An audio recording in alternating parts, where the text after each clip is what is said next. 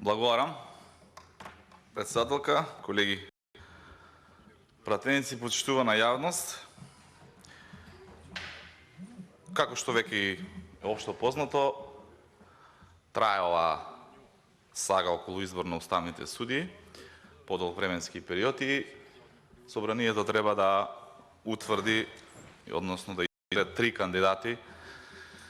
за членови на Уставниот суд и нормално владеачката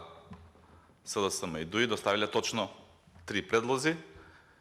и понатаму е јасно, верувам на сите, како ќе оди постапката, сите други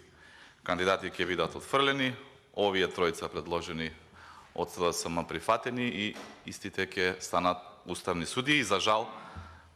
таква е процедурата за избор на, замислете, уставен судија со 9 години мандат во Република Македонија. Сакам малку аналитички да се осврнам за да разбере пред се и јавноста, меѓутоа можеби дел од колегите, дека овој ваков начин на избор кој што го прават владеачките партии е исто така брутална партизација на една висока институција како што е Уставниот суд на Република Македонија, нешто што го прават во сите нивоа на власт и во сите институции и апсолутно доказ дека во Република Македонија, за жал ќе повторам, нема разделеност помеѓу извршната, законодавната и судската власт, туку извршната е она главната и се врти и зависи од неа. Врз основа на членот 109 од Уставот на Република Македонија, Уставниот суд го сочинува 9 судии, Собранието ги избира судиите на Уставниот суд со мнозинство гласови од вкупниот број пратеници. Мандатот на судиите трае 9 години без право на повторен избор. Сега овдека би се осврнал на делот на мнозинство гласови од вкупниот број на пратеници, затоа што се разви една дебата и имаше некаква акламативност да се промени овој начин. И сега не зборам тука да се промени начинот во делот на отварање на Уставот или некои посебни законски решенија, туку во делот на она што барем декларативно се залага оваа власт и се става се опишува себе си со одредени епитети како што е демократска власт, со европски вредности, прозападно ориентирана. И мислам дека апсолутно Уставот не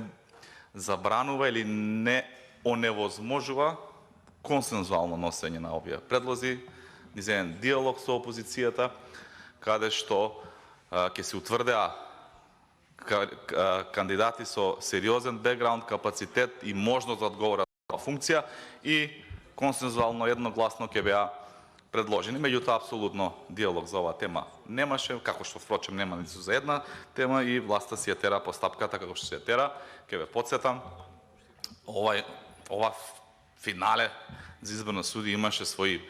претходни надпревари, па најпрви во комисијата за избор и именувања, овдека се разрешуваа членови на оваа комисија кои што беа неподобни, за кои што власта немаше доверба дека ќе поддржат нивните предлози. И сега гледам дека биле во право затоа што предлозите кои што ги предложиле апсолутно не заслужуваат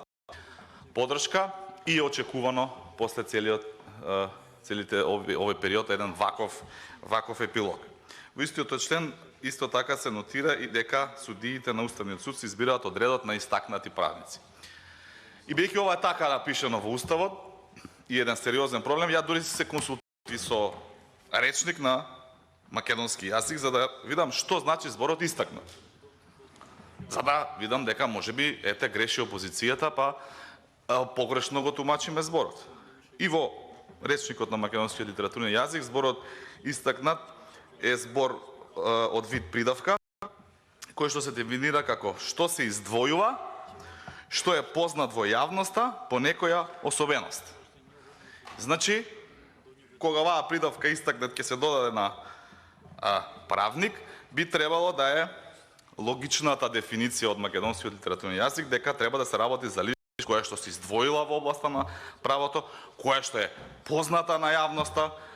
по некоја особиност достигнување од областа на правото и јавноста во Македонија би требало да ја познава, да ја знае, да има мислење за таа личност и таа личност да има кредибилитет во професионалниот бекграунд како би можела да се нафати на извршување на една ваква сериозна функција во мандат од, ќе повторам, 9 години. И сега имам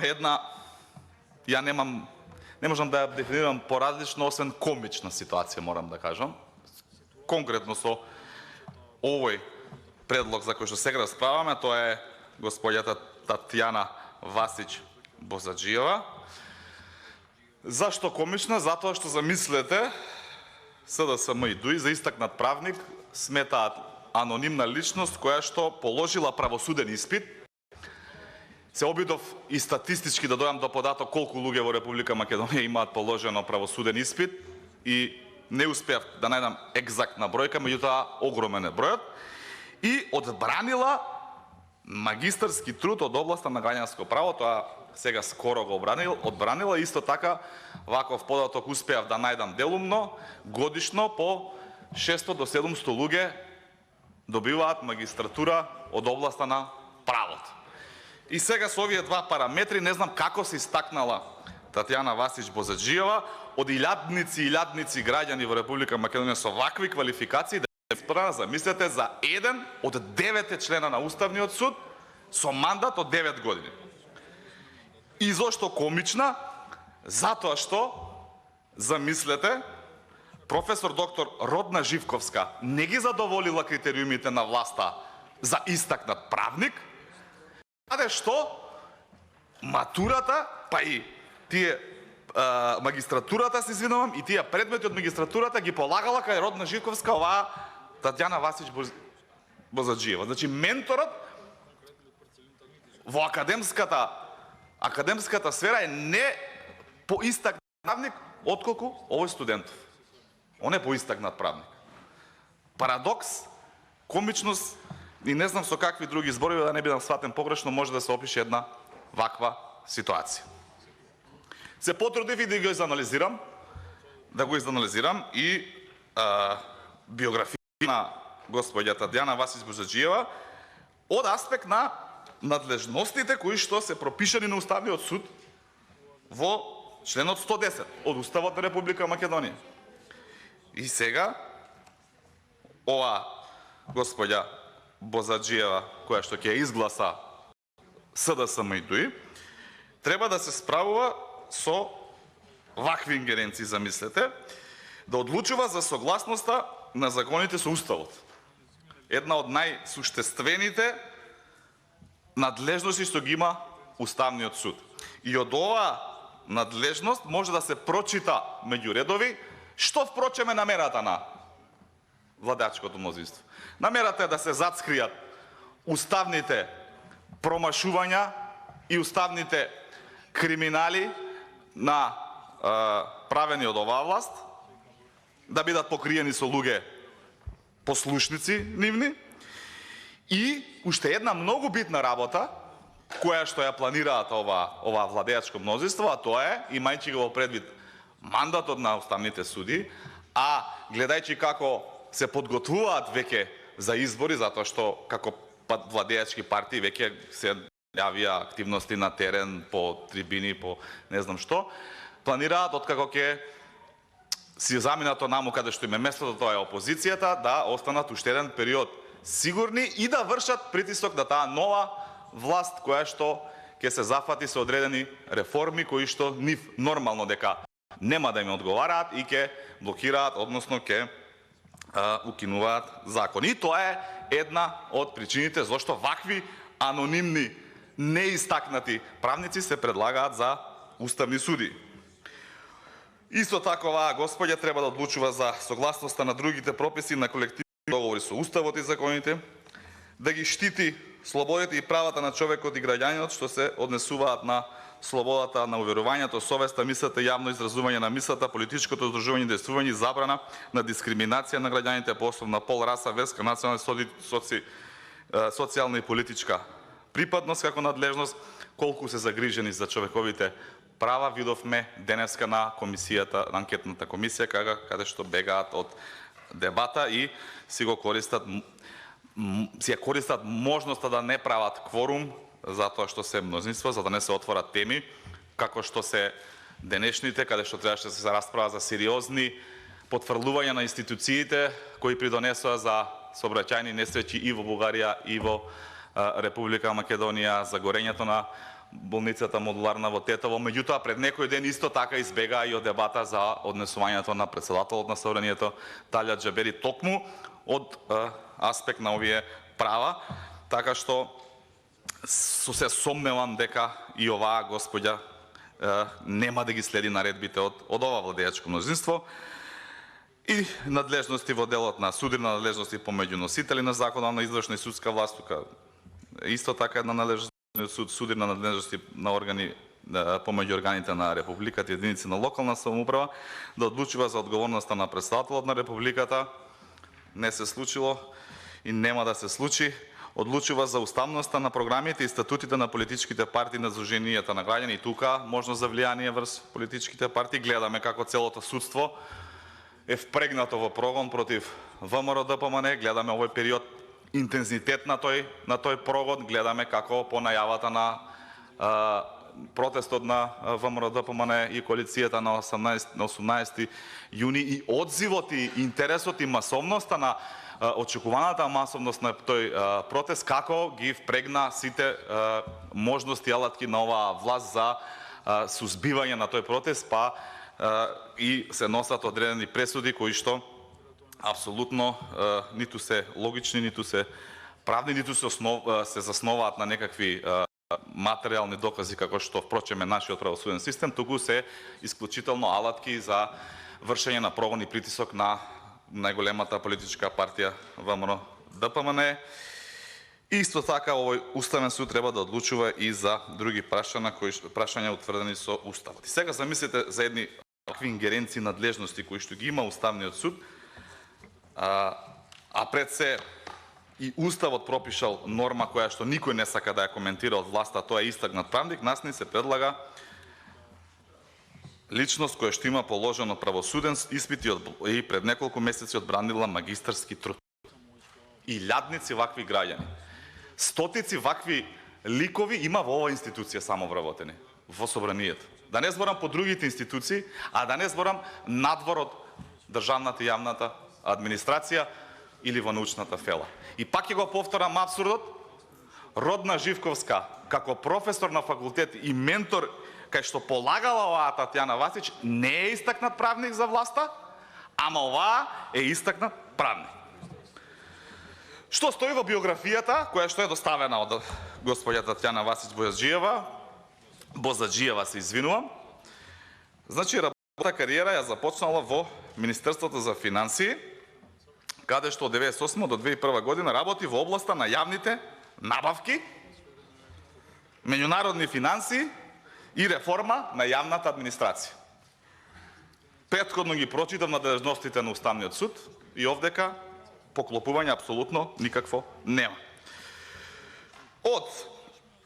Потоа од август до 2001 до јануари 2006 работи во Министерството за правда, како државен советник за реформа на јавната администрација и раководител на одделение за стратешко планирање. Продолжуваат нејзините обврски за координација на реформите во областа од јавната администрација,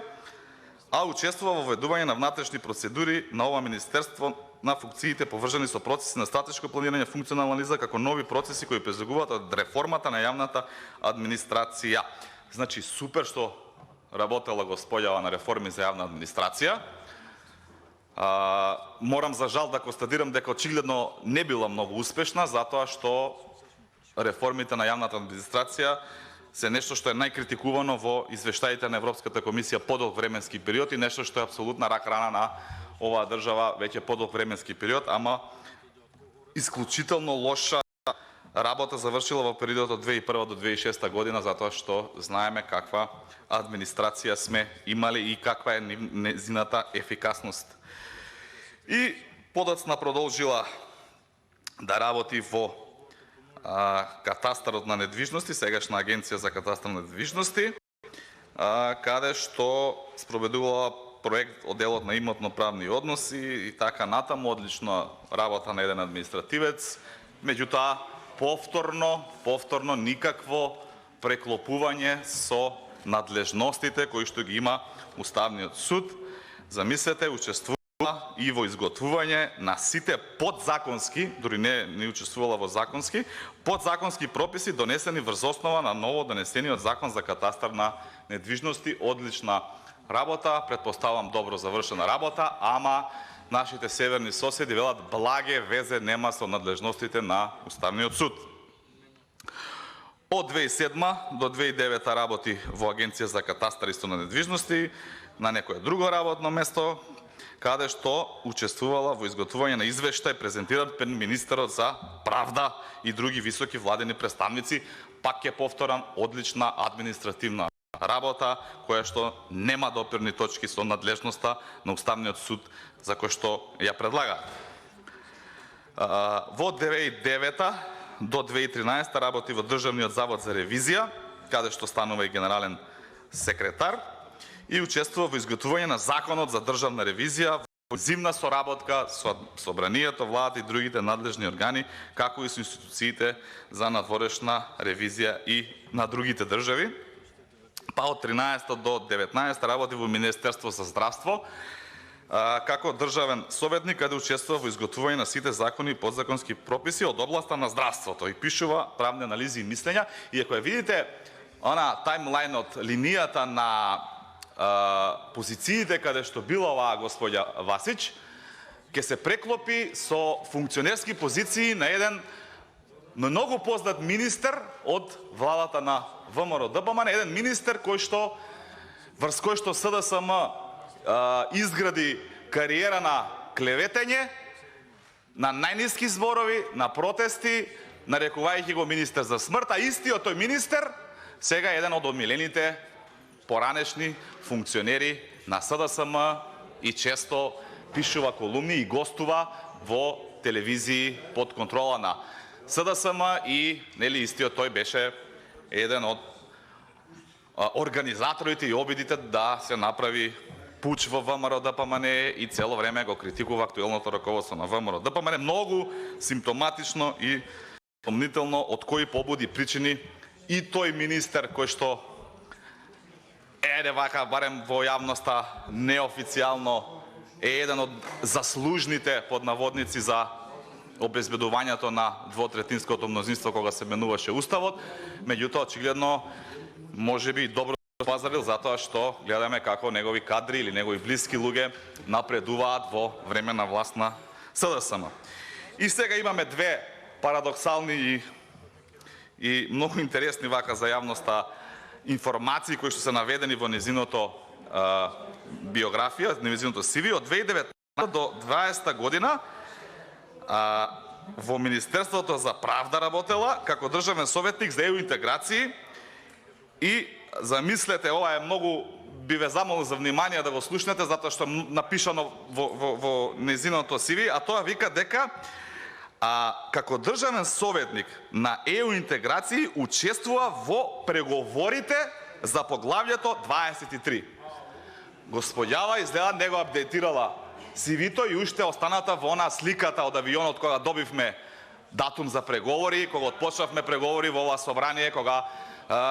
тогашниот премиер Заев речеш дека не знам ќе сме пукнале од мака што почнале преговорите. Значи господјава уште не е апдейтирано CV-то за да и кажат дека за жал, за огромна жал, Република Македонија не отпочнала преговори со Европската Унија и за жал таа не можела како државен советник да учествува во преговорите во поглавјето 23, се однесува на правда и внатрешни работи.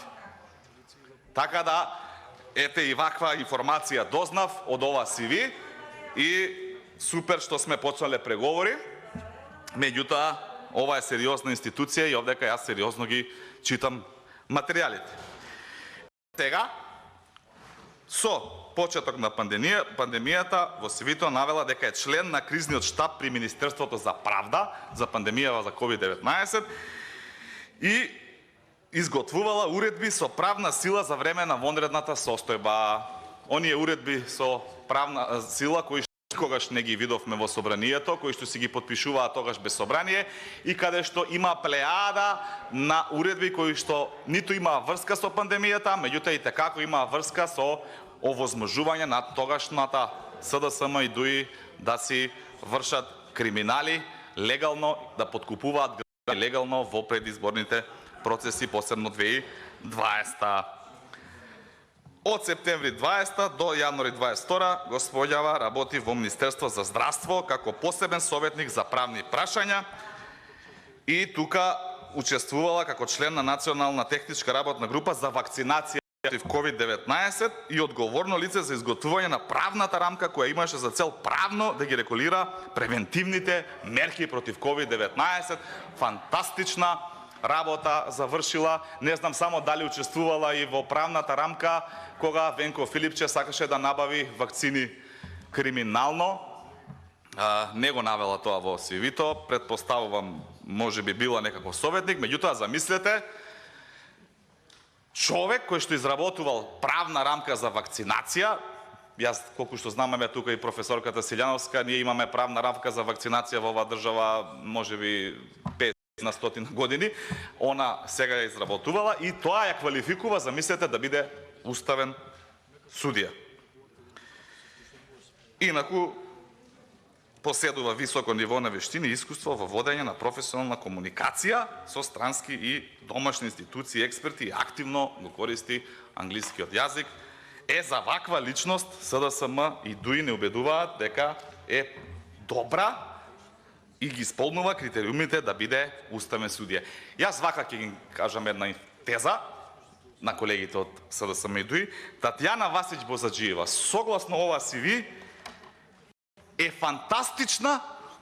и одличен кадар да биде во Уставниот суд. Ама како администратор кој што стручно ќе помага во работата на Уставниот суд. Никако како уставен судија. Ги има сите квалификации да работи во техничката служба на Уставниот суд и тоа ќе биде апсолутно поддржано согласно ова CV од страна на пратеничката група на ВМРО-ДПМН коалицијата. Ама за уставен судија да предлагате до вчерашен студент, магистрант, а да подценувате незин професор, доктор, реномиран на правниот факултет како Родна Живковска, е, за не се изразам, побезобразно понижување на целиот правен систем на оваа наша Република Македонија. Во најмала рака не може ни во иста реченица да се запише Татјана Васич Бозаджиева со Родна Живковска и Саво Климовски како професори на правниот факултет од аспект на истакнатост во правото. Можеби уште една информација која што не ја навела во CV-то, ја квалификува за оваа власт да биде предложена како уставен судија, тоа што оваа господја се јавува како повереник на владата за многу број на контраверзни закони